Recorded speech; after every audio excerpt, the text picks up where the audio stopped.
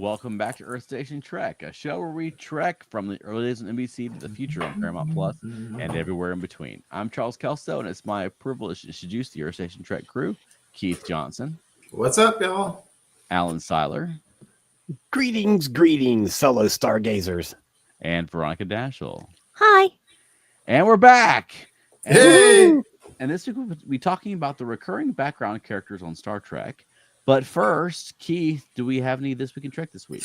Yeah, I got a few things from the month of March, or from this week in the month of March. The first one was interesting because it was an interesting thing that Alan and I have in common I didn't know about a show. On the 24th of March, 1992, was submitted the final draft of what many people call the best episode ever of TNG, The Inner Light. Okay. And we recently talked about that. I said I didn't love the show, and I was expecting to be attacked. And Alan goes, it's a little slow and boring. What can I say? Yeah. It's not a pizza and beer on Friday night kind of a Star Trek episode. Yeah. And I think in that episode, it's an interesting episode because, there are many episodes in movies where the last 5 or 10 minutes really get you, right? And like, it was okay. The ending is really emotionally deep. The whole thing where Picard's lived this life and stuff. Mm-hmm. But honestly, as beautiful as it is, and that at the end when he's playing his flute, it's beautiful. It's wonderful. Yeah. But to me, it doesn't really. It's better than the rest of the show that preceded it. The rest of the show that preceded it is just okay. But yeah, you tell some people that and they attack you like there's something wrong with you if you don't love that show. It's a good show, though. I think The Inner Light is a work of art, but it's not a fun episode to watch. But it's a really important episode. I think it was a very important episode for TNG. Yeah, I agree with that. Yeah, and it took it away. It took it from just being kind of more of an action adventure show, a pulp show, and really, it was a show that was all about emotion and good drama. So I agree with you there. I found this really interesting, and that's something we could talk about one day. There's a whole list of undeveloped ideas that were submitted to Star Trek. And I didn't realize this, but on 27th of March, 1966, the famous science fiction writer Philip Jose Farmer submitted an idea to Gene Roddenberry and Company for a story he called The Image of the Beast. Okay. And what this was Kirk and crew discover a massive starship crashed on the desert planet. They go down to investigate. It's a ghost ship. And all of a sudden, they start having strange hallucinations and memory loss and acting strangely. And long story short, you find out that they were actually rendered unconscious and they had implants put into their brainstem so that the aliens could try to communicate with them. And they don't really say whether the aliens were trying to mess with them or I think they were so quote unquote alien that when they were trying to talk to them, it came through in their dreams and like a lower level of consciousness and so forth. That's a thing we've seen a lot in Star Trek. Sure. What I find interesting is the network notes rejected it, saying too expensive and too cerebral. Well, those early Star Treks, there was a lot of those too cerebral kind of notes. Too cerebral means someone from the studio didn't get it. Yeah. Yes. Yeah. They were like, what is this wagon train to the stars that you said you were talking about? Right. The guy and shoot the phaser. Yes, exactly. Also on the 27th of March, but a year later, 1967, I found this is really interesting.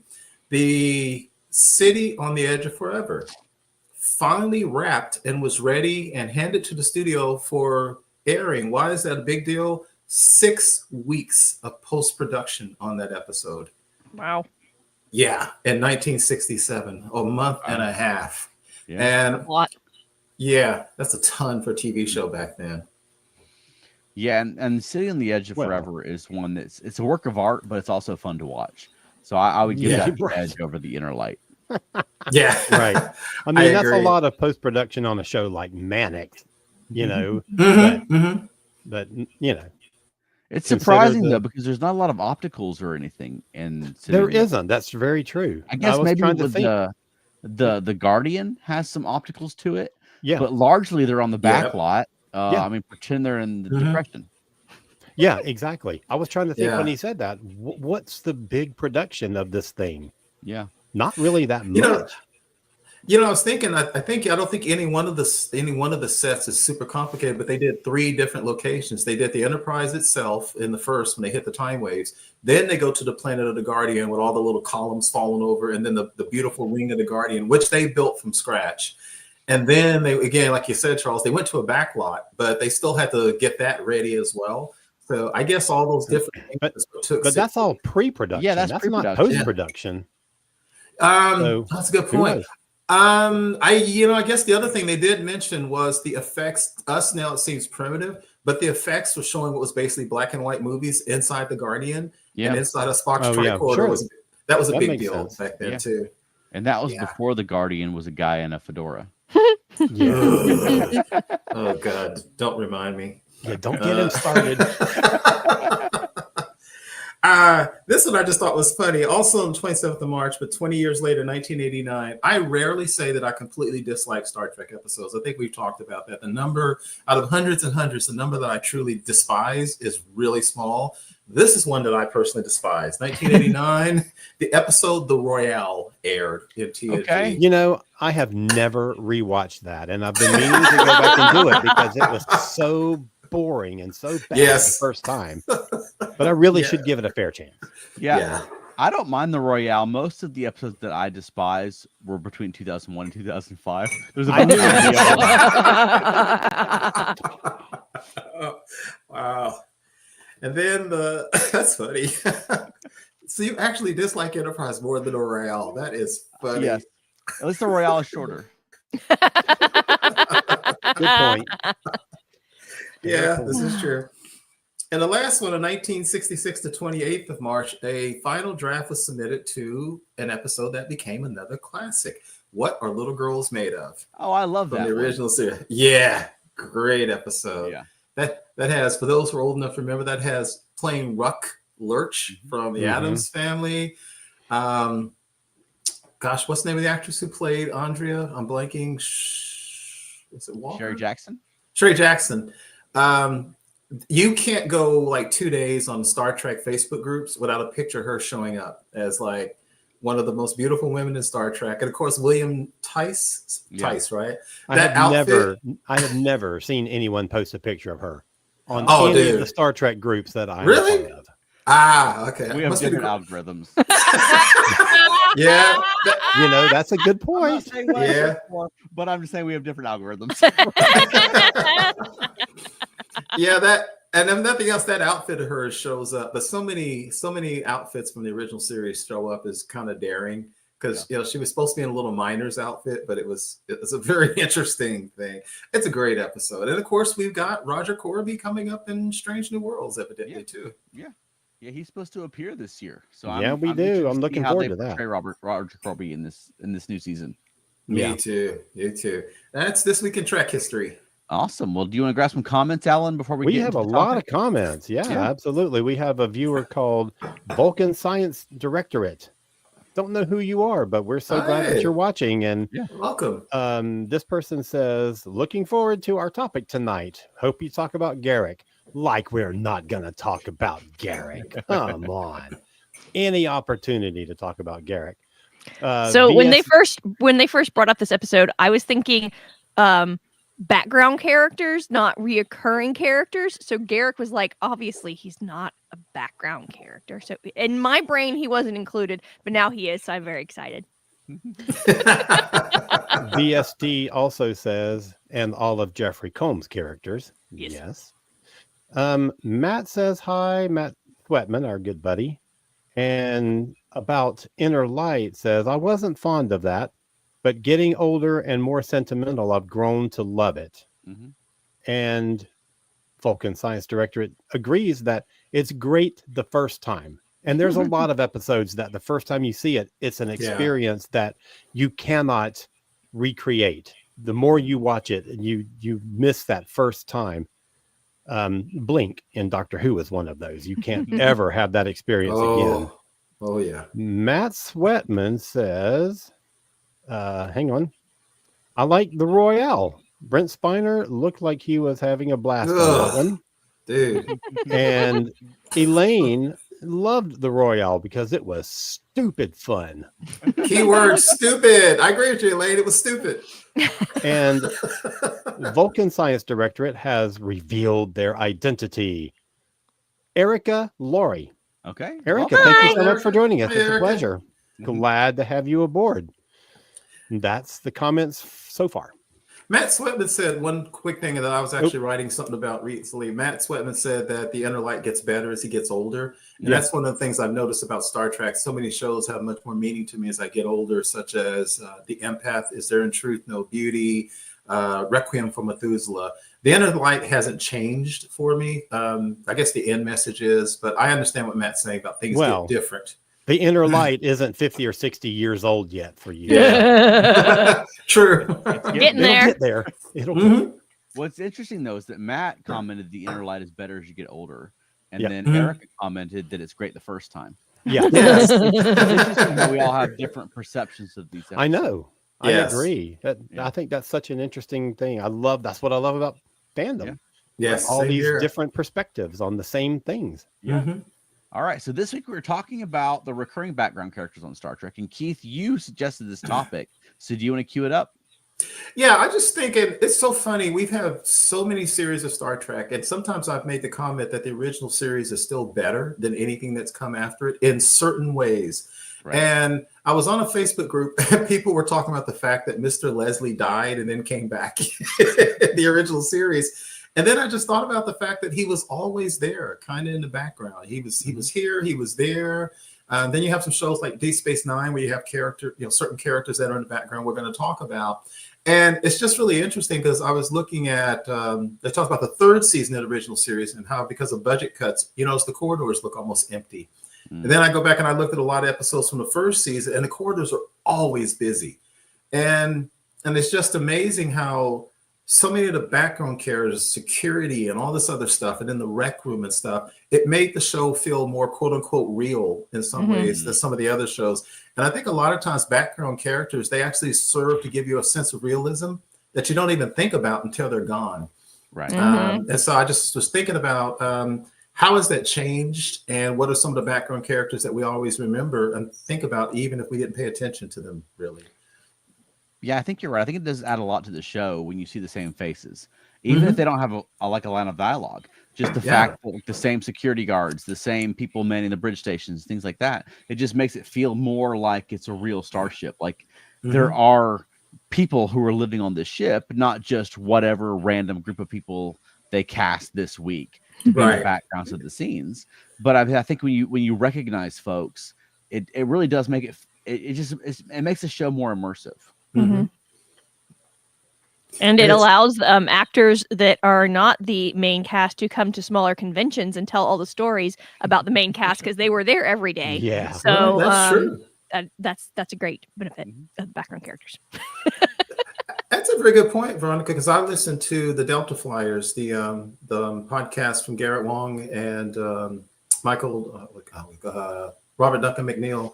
Right. And they'll talk about an episode and they'll say, hey, there's so-and-so, he was my stand-in for this many years, but he was also this many background characters, or he's the dude that Dwayne Johnson punched in the face in this episode. It was great, Yeah. So, Veronica, you made a really good point about these folks coming to conventions and, they have the opportunity to get known at conventions in a way that they didn't really on screen. And the first name that comes to my mind is Tracy Lee Coco, who has come to some of our local in-town conventions a few times. She came to Treklanta or whatever it was called the year that she came. And she's played lots of different characters that kind of hung around, but she was there all the time. And has some very, very, very cool stories to tell. So, I almost find, as much as I love seeing Marina and Gates and, those folks, I love getting the perspective of these background folks who were just there watching what was going on because they have such a unique perspective on it. Yeah. And since they've gone to DS9, the Delta Flyers has had Armin Shimmerman on a lot, and he talks very highly of his stand-in. Who he'll be there for the blocking, and then he would give Armin like tips about this and that and what's going on, and I mean, he speaks very highly of him as just a professional, you know.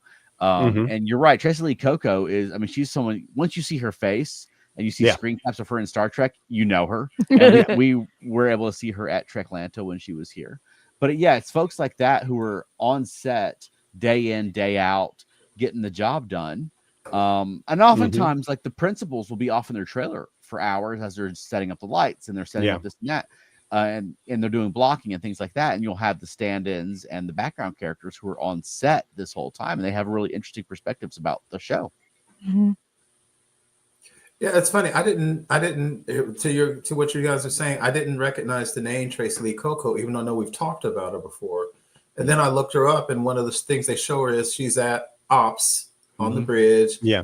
She's got kind of a short haircut that's swept up, almost like Tig Notaro in some ways. And as soon as I see her, her. Yeah, I remember her sitting there a lot. Yeah. And she was a great guest too. Yeah.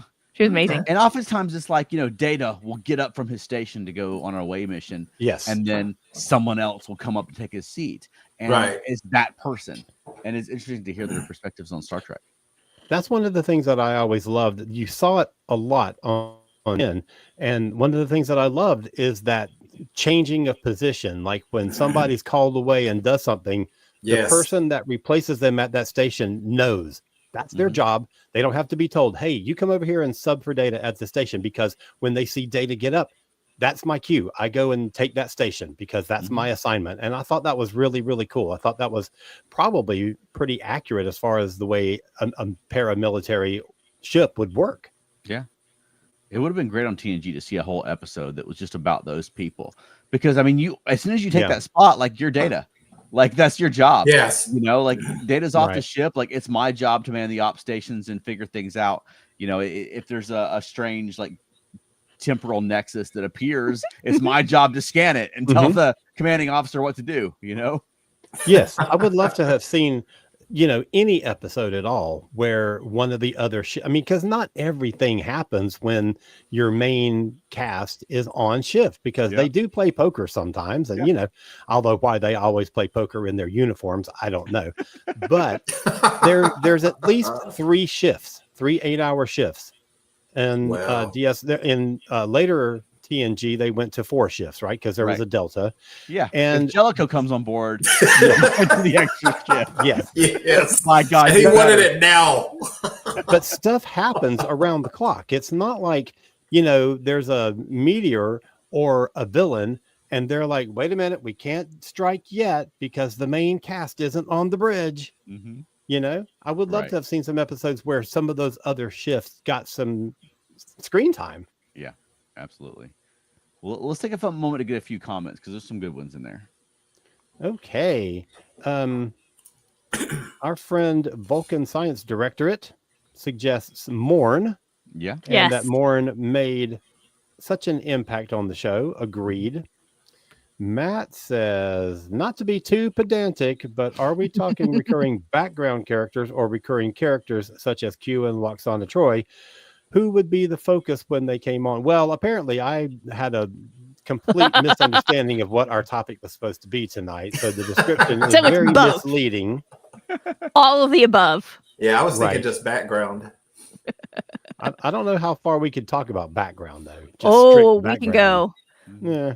I looked up some because I couldn't think of any. Elaine says, lower decks, lower decks, lower decks. Yes, absolutely. Matt Sweatman says, dramatic events always happen during Alpha Shift. Exactly. And Eric Watts chimes in with Lieutenant J, and that is Tracy's character. Yeah. We were one of the main characters that she played. Yeah. Okay. I hear that name a lot. Morn is an interesting case because he's got to be the most famous background character with no lines of dialogue. Yep. Yes. I mean, even now, like, you watch the new Star Trek shows, and I think every single one of them, maybe not Lower Decks, but the others have all had some kind of Lurian in the background. And they all look like Morn, because the gag on DS9 was that it was unusual for Morn to be bald. You know, it was because of the Latinum the Latinum that he was drinking, right? Yes. And so, like, it was surprising that he was bald, and yet every single Lurian we've seen on Lower Decks, Discovery, Prodigy have all had the Morn look. Yeah. You know, they all look exactly like Morn, like carbon copies. Because Morn was a very famous character, and it had literally 0 lines of dialogue, but was very noticeable. And I mean, to the point, like originally he's just like a background alien that's sitting at the bar. But by the end of the show, there's whole like Who Mourns for Morn, a whole episode that's just based around Morn. Mm-hmm. I don't think Elaine Sweatman has gotten to Who Mourns for Morn yet, but Elaine, you're gonna love it. I'm just gonna say. Well, she hasn't got to DS9 yet. Yeah. Yeah. Oh yeah. Yeah. It's a great, and it's so funny when you say that, Charles, because you're right. He never had a single line of dialogue, but especially early in DS9, and in that episode, they were like, Morn won't shut up. They'd always say that he won't. I think that's one of the things. Quark was like, he just won't shut up talking. Yet he never says anything at all. Yeah. And Jadzia, who was always known to have interesting interests, she even talked about how sexy Morn was. I think she even says something to the fact one little hair on his head. That's it. Jadzia did have interesting taste. Yes. Yeah. There was Captain Baudet with the see-through skull that we never saw. Right. Yep. Yeah. Well, we saw them on Lower Decks. That's true. Oh yes, I forgot. Yeah.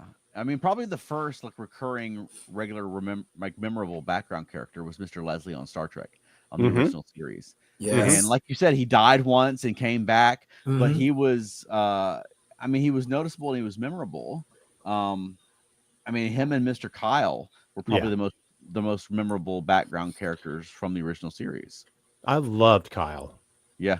I thought he should have been on more than he was. I just thought he was so good. I loved him. Well, Kyle was good enough. They did like an animated version of him for the animated series.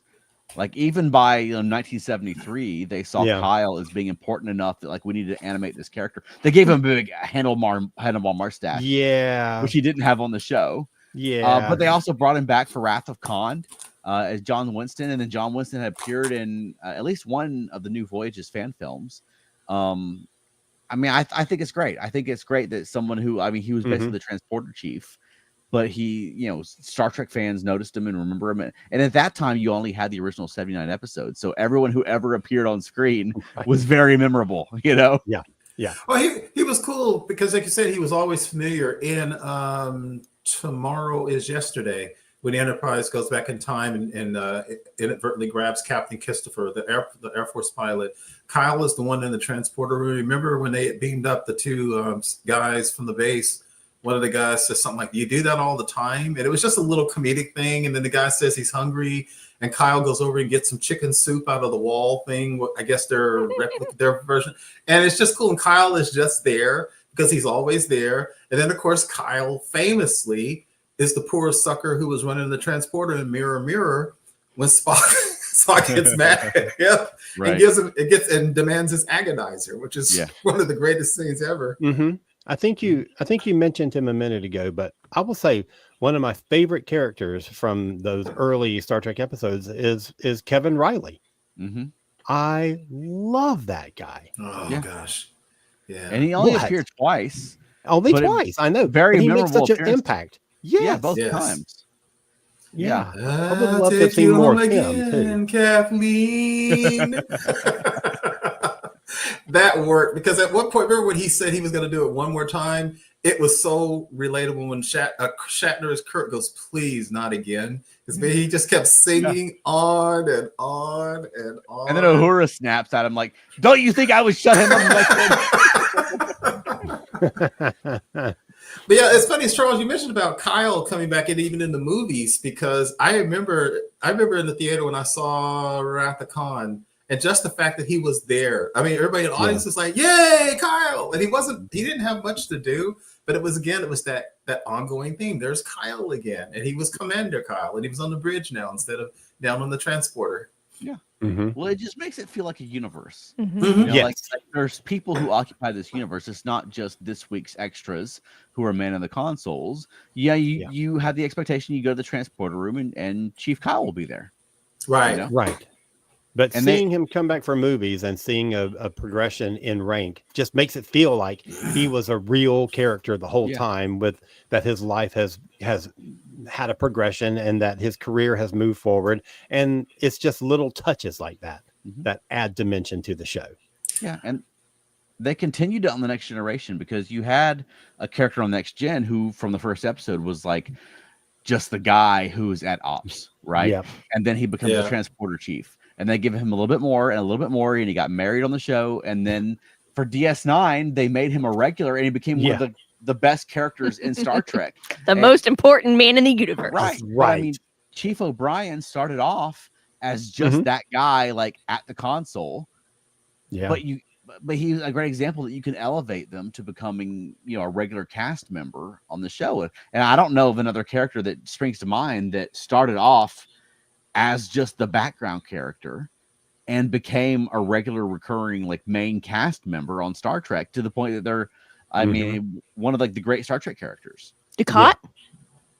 Do you think Ducat? No, not near antagonist. Right, but like the opposite of I was Miles. Damar.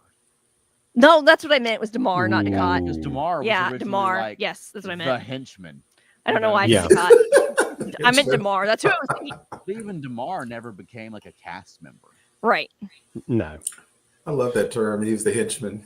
Yeah, but it was. I mean, there's a lot of Star Treks where you have like just the guy who's at the console. You know what I mean? And I mean, Damar, they really elevated over the course of that show and just gave him more and gave him more. And of course, Casey Biggs was capable of it. Oh, yeah. But by the end, he was such an interesting, complex character. Yes. Yeah. He had one of the best character progressions in all of Star Trek, I thought. Yeah. And those last few episodes, oh my God, amazing. Yeah. It's funny. We're talking about Mr. Kyle and then O'Brien in the transporter room. I always thought it would have been funny. You remember the two dudes that used to operate the transporter in the pilot? There was the old dude, and then there was the old dude. He had an assistant, which was the Asian dude that was with him. And then I remember they actually had glasses on. One of them had glasses on. And remember the transporter thing took like 60 seconds. There was punching buttons. And at one point, I love it. The guy points to the other guy, and then he punches some buttons.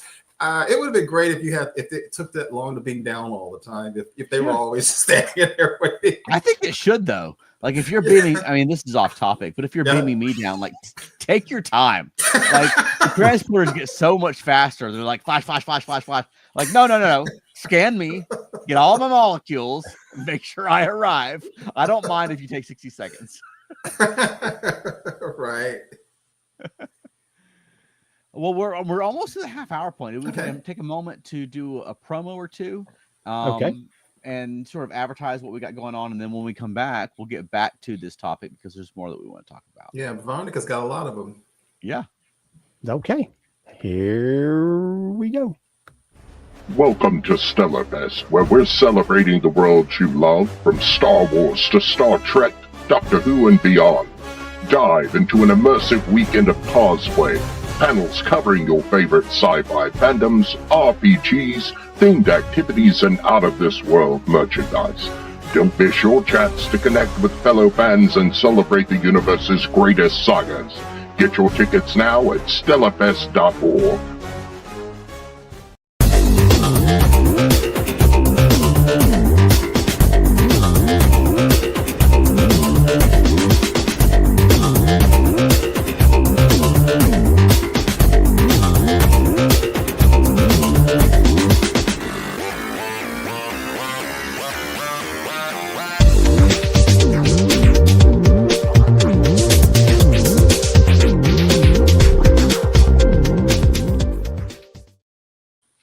Now, if you're watching on the YouTube live stream, you just saw the advert for Stellarfest and for our book, The Earth Station Trek Guide to Star Trek. If you're listening to the audio podcast, you'll probably get a different promo. Actually, I can guarantee it because I'm going to edit it after I finish this.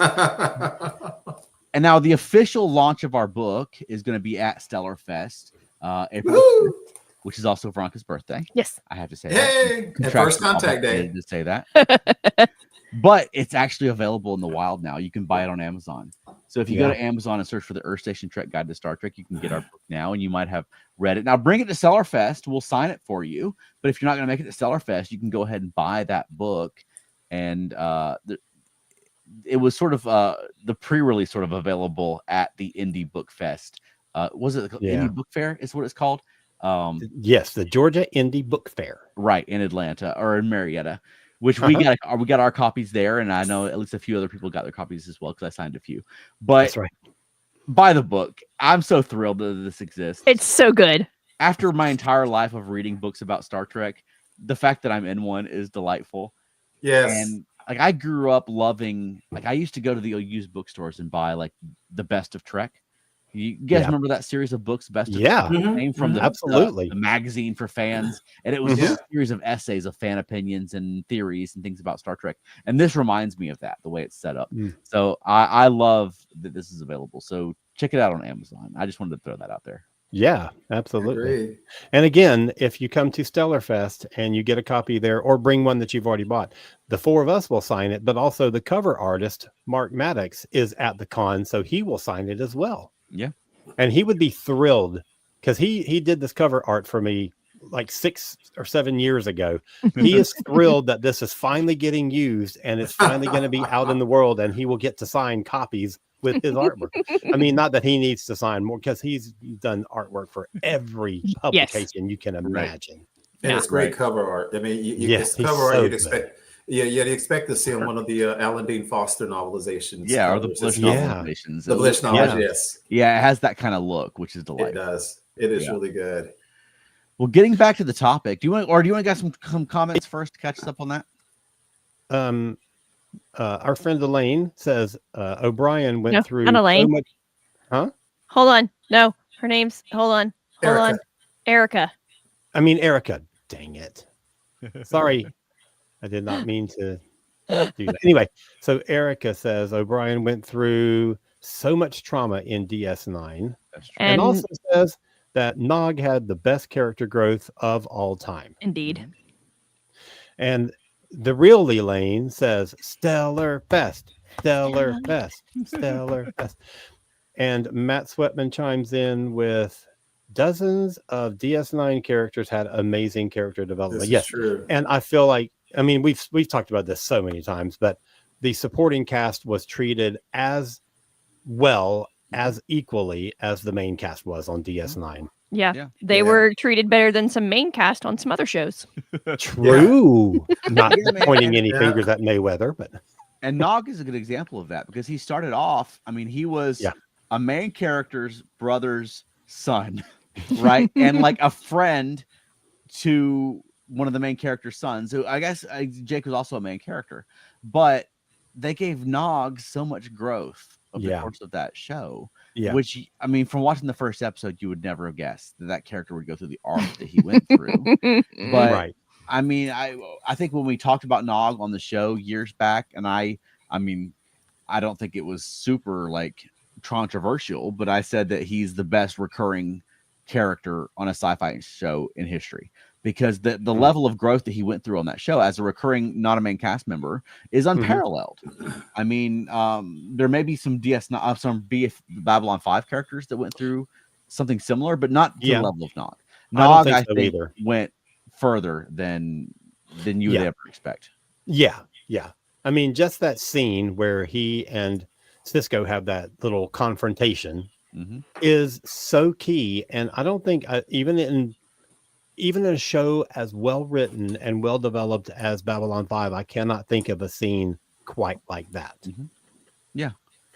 Even though there were, I mean, not to say that there weren't some scenes that were, pretty much on that level, but not quite like that. Veronica says something interesting I hadn't really thought about when you talked about some of the characters who were background, been around, and how much they knew. And like I said, more than I listened to the Delta Flyers, they talk about that. But we were Charles, you mentioned Eddie Paskey, everybody's your beloved Mr. Leslie. He started out as a blue uniform wearing security guard in the second pilot where no man has gone before. Then he gets to wear red. He's a lieutenant in Squire of Gothos. He also appears in Charlie X, The Trouble with Tribbles. And then I realized this, they brought him back for Trials and Tribulations for DS9, where he's in the background as well. And he was always there. He was in the rec room. He was, when they were having lunch or whatever, he was just a background character. He famously had a speaking line in This Side of Paradise. He was the guy when Kirk is telling her when the spores have got everybody converted. Kirk is walking down the corridor and he's telling everybody to go back to their stations. Leslie's the one that says, I'm sorry, sir, we're beaming down to the planet. And Kirk says, go back to your station. No, sir. And Kirk said, this is mutiny, mister. And he says, really relax. Yes, sir, it is. And it's a great line. But then Charles also mentioned, this is Star Trek. That's why you love the original series. He got killed by the cloud creature in Obsession, the one that was eating red blood, and he was blue. And then he showed up again because they just brought the character back. He just didn't talk about it. Probably like 20 years ago, back before social media, back when it was all like message boards and things, I came across an email contact for Eddie Paskey. And so I emailed him. Oh, cool. And I told him like how much I appreciated him being on the show and that I always watched for Mr. Leslie and all this stuff. And because he's like an old, like blue collar type, like character actor, he replied to me like, yeah, great. Thanks for watching. Something like that. It was very like perfunctory. But Yeah. I was expecting like this meaningful response, and it was just like, yeah, great. Thanks, kid. But I have emailed Eddie Paskey and got a response from him in the past. Cool. And so that was a lot of fun. That's what you call a journeyman actor. Right. Yeah. He's just a working guy. His job is to show up and be on this Star Trek show. He doesn't care that some nerd 40 years later wants to call him. Yeah. And as much as he was on it, it wasn't his show. No. So, you know, it's not like he's Shatner but you know, Shatner's heard it so many times. Right. Anyway, Elaine says that Leslie is a good one to use in a drinking game while watching the original series. So true, and Elaine. Matt Sweatman says Eddie Paskey as Leslie had great camera awareness. He always would turn to show his profile. When he was in the background. That's a smart man right there. Yeah, he absolutely worked. I mean, I was looking him up today, and there's like a picture when he's a security guard in the second pilot. He's got this really serious look on his face, and then when he's in the rec room with the Tribbles, he's just looking up. Yeah, he absolutely was just literally one of those background people. Yeah. Well, let's talk about some of the newer shows, because the newer shows have had the same kind of a thing where you have like these regular background characters that show up time and time again. I got a so like half of the cast of Discovery. Oh crap! That was I was gonna say. Specifically, Arium. Specifically, Arium. Yes. I'm not the only one who had that clever idea to say the whole Discovery cast. Well, the Discovery Bridge crew was used about as much as the Bridge crew on the original series was.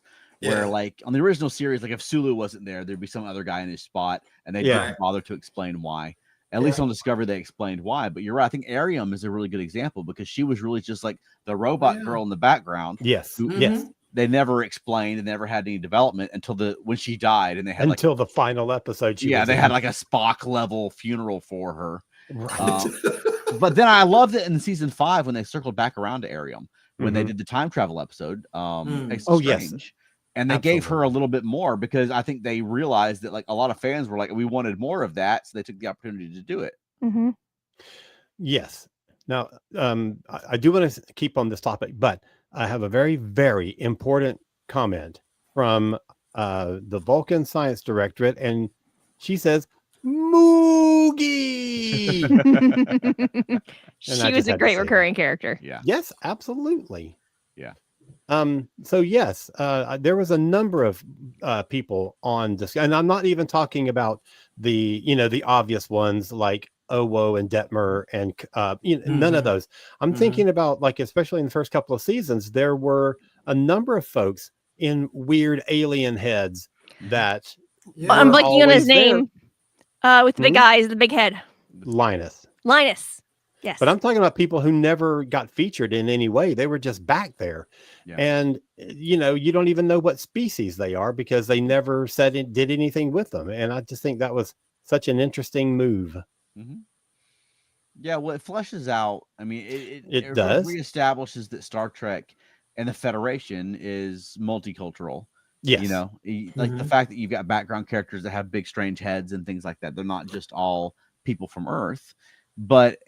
And again, seeing the same faces, even if they're alien faces in the background of the scenes, makes you feel like this is a ship that's operating in space and there's a crew who lives there and works there. You know what I mean? Yeah, of course. Yeah. Of course. Yeah. It just seems like it was a weird expense for somebody who's never going to get featured or have a line or get any kind of explanation at all or anything. Right. Yeah. Why should we make these people an alien head? I don't know. Let's just do it. That was pretty much the budget for Discovery. from what I hear, was, why would this be cool? They can't see any of this detail, but let's do it anyway. Yeah. Detail. Yeah, like the imported fabrics that they would use for uniforms, and you're like, it just looks like a uniform on screen. Yes. Right. Anyway, Yeah. I think Another Linus is a side good topic. example of, because Linus started off as just I like forgot that, about like Linus. Mhm. a background alien. Yeah. They would give him a little bit more and a little bit more. Occasionally, you get a little Linus scenes to the point that Yes. he had a little personality. You feel like you know a little bit about Linus by the end. yeah, exactly. Yeah. Exactly. Are I you love it when ready? you- I was hatched ready. I love it when you have a background character who originally is just that. Like, we need someone to stand at this console, and it's gonna be Yes. you. Yeah. But then they like them, and they give them Yeah. a little bit more and a little bit more, and it develops into a character that you remember. Mhm. Like, I couldn't tell you. There's that one. There's maybe two characters with big heads There's two. that never get developed. I No. couldn't tell you their names. I couldn't No. tell you anything about the actors. I couldn't tell you anything about the characters. But Linus is different because Linus, I know. You know. Right. Yeah. Burnham talked to him. That's why. But they also gave him dialogue, and he had funny moments, and nothing will endear you to an audience like a funny moment. Yeah. Mhm. You know. And they give him a little bit of a prissy attitude. You know. Right. And there's, even when he's not on screen, he has a presence, because they will just say things like, "Where's Linus? Oh, he's molting." So Right. he's active in the characters' lives even when we don't see him on screen. Mhm. And Right. those Yeah. are the kind of details that I love. Mhm. Yeah. Mhm. Oh, so here's a comment. Can you talk about J.G. Hertzler and Jeffrey Combs? I can. Yes. Oh, for I think hours. we all And can. in fact, I'm pretty sure I was like, hey, we should do an episode on Jeffrey Combs. And all the guys were like, I'm pretty sure we already did that. So there's probably an episode out there where we talked about Jeffrey Combs for an hour.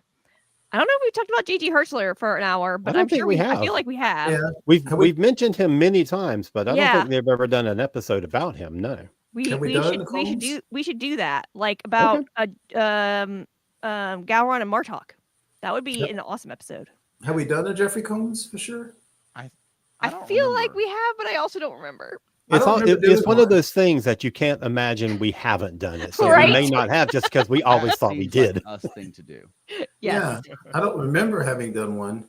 Right. But I mean, J.G. Hertzler, I mean, he started off as, I think his first Star Trek role was the captain of the Saratoga in the flashback of Wolf 359. He was the Vulcan captain on the ship where, Sisko was the first officer when his wife died.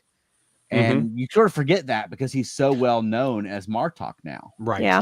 That you forget that wasn't his first Star Trek role. Like, he was on Star Trek before that as just a background character. Like, you could easily have never seen that captain again. But I mean, bringing him back as different characters, I think worked really well. And I think he's a better Klingon than he is a Vulcan. Yes. Well, yeah, 100%. But the same thing happened with Armin Shimmerman, because his first role was as that gift box in the episode Haven on the first season of TNG, where he does the and then the fake laugh. Rejoice, rejoice. Oh, I forgot about that. There's a parallel universe where Armin Shimmerman's claim to fame is being the gift box on TNG, and he's going to conventions talking about it. And I think that is a worse universe than we live in now. Yes. Oh, yeah, totally. Oh, that's funny. There was one, and I didn't get to look up her name, but going back to TNG, you remember that sometimes when Data was not at at Ops, there was a black woman who piloted the Enterprise. You remember her? Yes. She was in several episodes, and one I remember clearly because I thought it was so cool. It was the episode with Mr. Scott, Relics, where they found the Dyson sphere. Yeah. And I remember she did that really cool move where the doors were closing, and she basically turned the ship sideways to get through the doors before they closed. She was in a lot of episodes. I'm not really sure why Brent Spiner wasn't at Ops at that point, but that was like we were talking about. Kind of reminds me of the original series where when he wasn't there, she was in enough episodes where she became kind of familiar to me. It felt like it was a real ship. And I know there was one guy that was at the helm where Wesley used to sit. I think it was only one episode. He was a cool background character, but it was the one where Silence Has Lease, where Nagilum decided to experiment on the ship. And Nagilum. and the joke was they put that guy there because Nagila was going to kill whoever was in the chair, and Wesley Crusher happened not to be in the chair that day. Sure, of course. Yeah. So hang on. Vulcan science director. It says that JG was a Hirogen also. Yeah. And he also was in that episode where 7 of 9 is in that alien boxing match, and he's her trainer. The problem is that once you're Martok and once you are as well known, you on can the hear, show, and he has such a distinct voice. Such a that's distinct what I was going to voice. say. Exactly. Yeah. Every character he plays sounds like Martok because he has that voice. He was a changeling once as well. He was a changeling. That's right. And at that point, you feel kind of insulted. Like, I know that's Martok. You know what I mean? You're not fooling me, Star Trek. Right. Exactly. And Matt Sweatman says she was one of a series of big hair at Com. Who? Are you talking about the lady who was filling in? Yes, we were just talking about?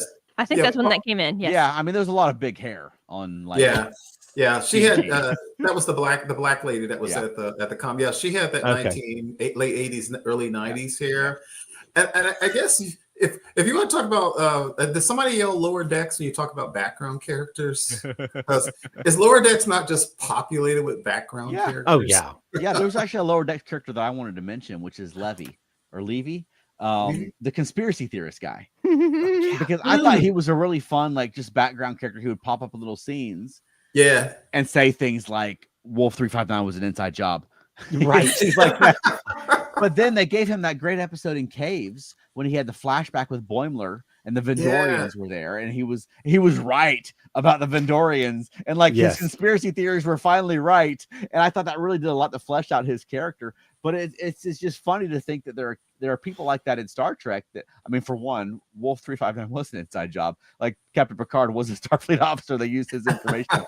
but things like there wasn't really a Dominion War. There's no changelings or things like that. That there are people who would be in the Star Trek universe that with not necessarily buy the narrative. You know, like we buy the narrative because we watch the shows and we see the main characters like go through these experiences, but then people all just on ships out in the universe, we're like, that sounds suspect to me. So I love the fact that there's people like Levy out there, although I don't really care for the fact that there's people like that in the real world. Mm-hmm. A great example of a background character that became like a secondary character is Jennifer, because she was the Andorian in the background, and then she was like, shut up, Jennifer. And then she became Mariner's girlfriend. Yeah, you're right, because originally she was just like the Andorian lady, Mhm. and I think that Tawny Newsome like improvised the Jennifer thing, and then that sounds about right. But you're right, she became like a very memorable character on the show. Mm-hmm. The guy that walks around with the towel. Yeah, but you know, there's another one too. The lady, there was a woman in the crew who was Hindu. Okay. Yeah. You know, you remember? Because she always with the hijab. I would love to have seen something about her. I would love to have seen a little more, at least something about. I mean, it was so cool to see her in the background of so many scenes, because that gives her a presence. It expands your concept of Star Trek and how it's populated. But I would love to have seen something about her at all.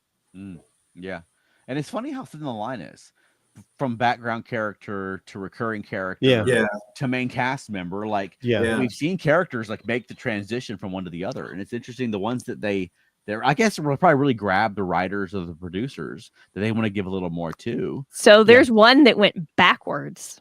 Oh, Kayshawn. Oh, yes, true. Because Kayshawn was kind of introduced as like he was going to be Shax's replacement. Yeah. Right.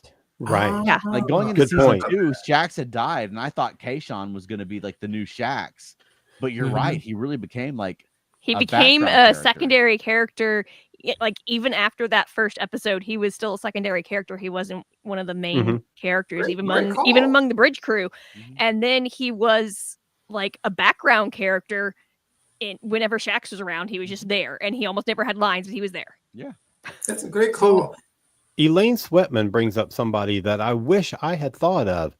She says there was a character on Enterprise named Cutler.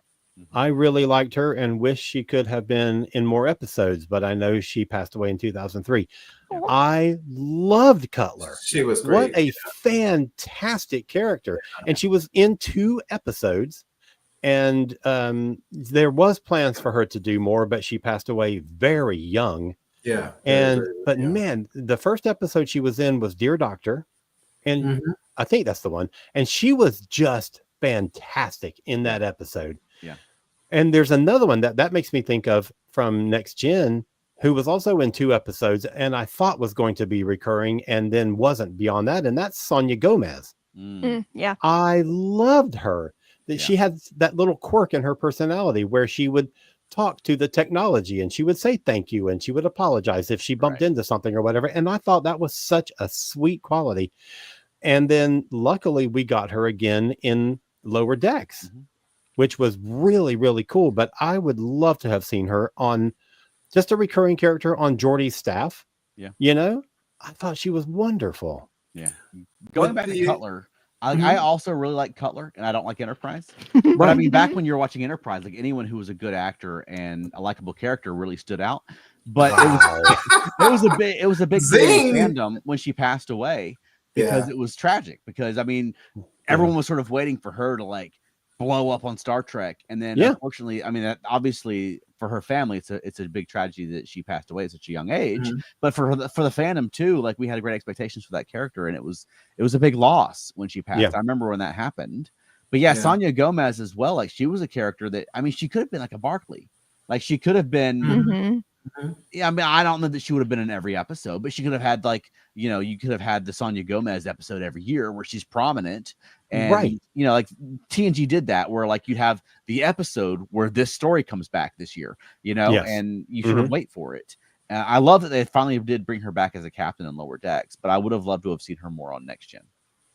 Yeah. Would the Exocomp on Lower Decks be considered a background character? Or no? I don't know. I think she was originally introduced as sort of like just a character. Yeah. Like the guest star of the She wouldn't week. be background. I mean, I don't know. How do you classify an Exocomp as far as like cast members go? Yeah. Right.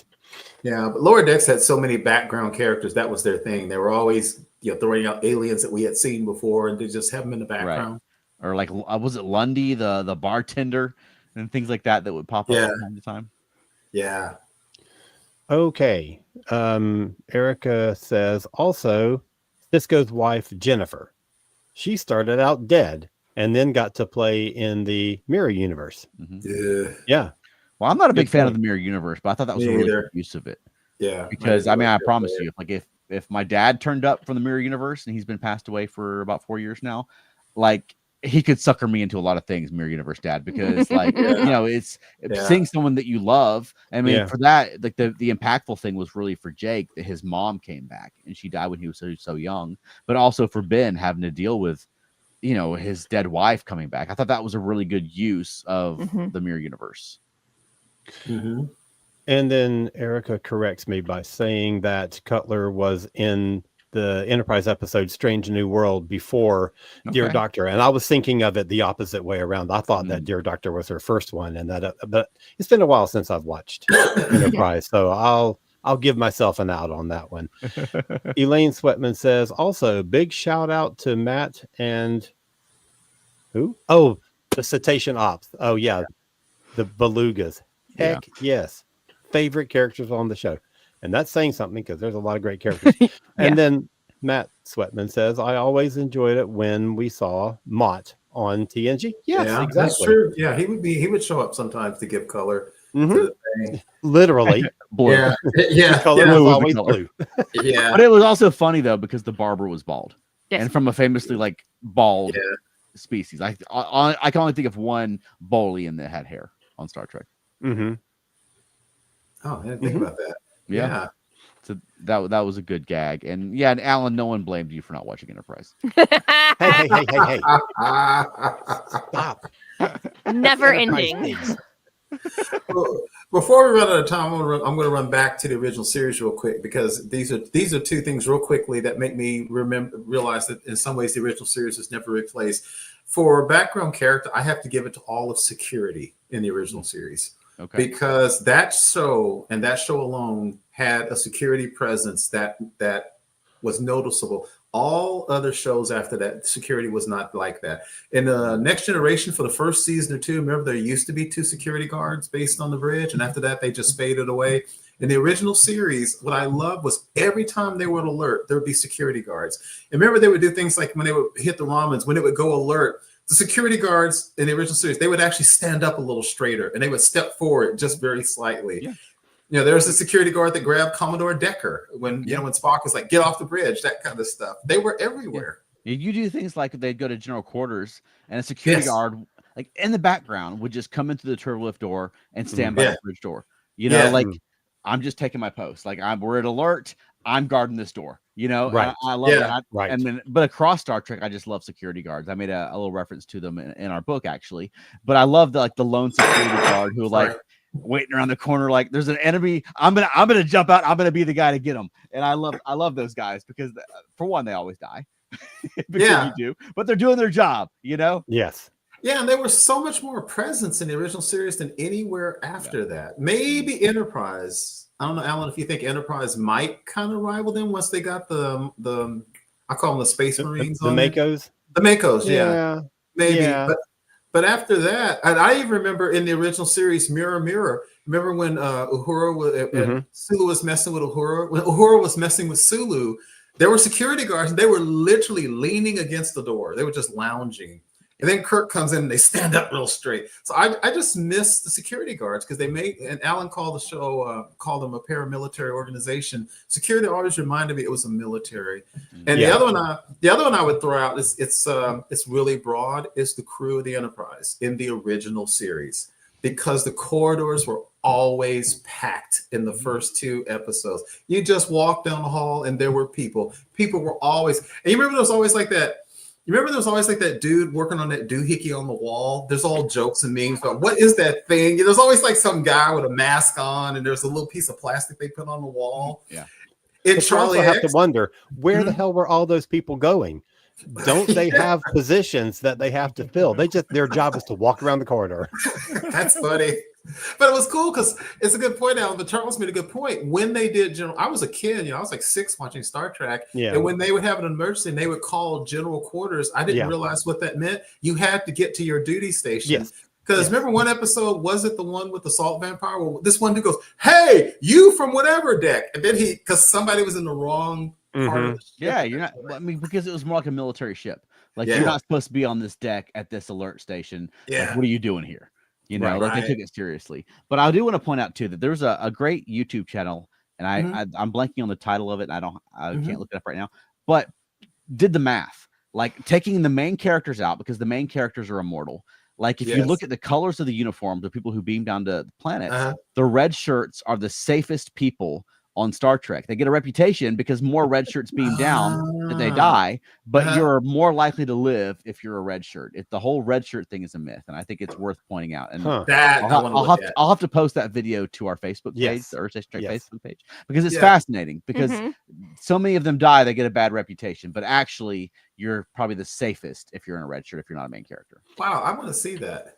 Okay, 2 things real quick. So, Veronica, it was said that you had a whole list of things. Are there ones that you have on your list that we haven't talked about? Yeah, let's hear some. Not that I remember. I think I've mentioned. It was a short list, but it was a list. It was short list. I had a list, but I think we covered all the ones that were like still in my brain from the list. Okay. The others and are gone. Then final comment is from Erica, and she calls out some friends of ours and says that the podcast Enterprise Splaining is better than the show Enterprise. Just listen to that instead. Yeah, I want to shout out Enterprise Splaining as well, because my friend Maria, I've been following that podcast since it started, because Maria we've known for 12 we did our very years first more. convention puppet show with her. Yeah, we knew her from the puppets being in Atlanta. But Enterprise Splaining is a really fun show. I don't like Enterprise, and I listen to Enterprise Splaining every single episode, and I've been on it once, and we already have plans for me to appear on it again. And I'm going to watch an episode of Enterprise for this one. So, but it's a really fun show. I think whether you like Enterprise or not, they have a lot of fun sort of people in the modern times, like going back and watching Enterprise and giving their honest opinions about it. Yeah. Cool. Yeah. I had one last quick thought. Alan mentioned the people in the original series were just lounging in the hall. And I was thinking about one of the shows that reminded me of how much I love the background. You made a point, Alan, in Charlie X, when he got pissed off and zapped those people and took that lady's face off. They were standing in the hall laughing on the military. They were just hanging out in the hall, just like, ha, ha, ha, ha. And he gets pissed off. So it is kind of funny that military personnel are just hanging out in the corner of the corridor, just having a good time. And Charlie will walk by. Yeah. I also want to give a shout out to that one guy. I think it was in the Corbomite maneuver when they're walking in the corridor and he's just really busy doing this. But if you frame it like there's nothing there, he's just looking really busy. The captain's walking by, and I find him really relatable. As someone who's had a job for a long time. No, that's true. Here comes the captain. Just look really busy.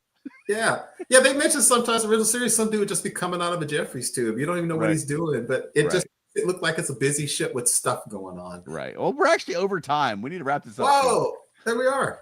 All right. Any final thoughts? Nope. Background characters make the world real. All right. They Alan, really do. Where can people find more of you? CosmicCreative.com. And Keith? You can find me on Facebook, primarily the ESO Network Facebook groups. Veronica? Feltnery.com. And? Monkeying Around, podcast about the monkeys. Yep. And if you're in the Atlanta area, come to our adult-oriented Star Trek-themed puppet show on April 26th at the Red Light Cafe. But in the meantime, we're going to be taking next week off because we're all going to be getting ready for Stellar Fest, which is April 4th through 6th here in Atlanta. So if you're here in the Atlanta area, come to Stellar Fest. If not, we're going to be trying to capture some audio and things or telling stories from it afterwards. So follow us after the fact. And Stellar Fest is going to be a lot of fun. And Veronica, do you have a closing for us this week? Hi, Wayne. That's the closing. He just arrived. Hey, Wayne. Wayne. Oh. Thanks for saving me, Wayne. Yep. That's great. All right. Well, All right. thanks everybody for joining us. Join us Thanks. Thursdays at 8 p.m. Eastern. We'll be talking about more Star Trek. Right on. Take All care. right, come to Stellar Fest, and we'll see you in 2 weeks here.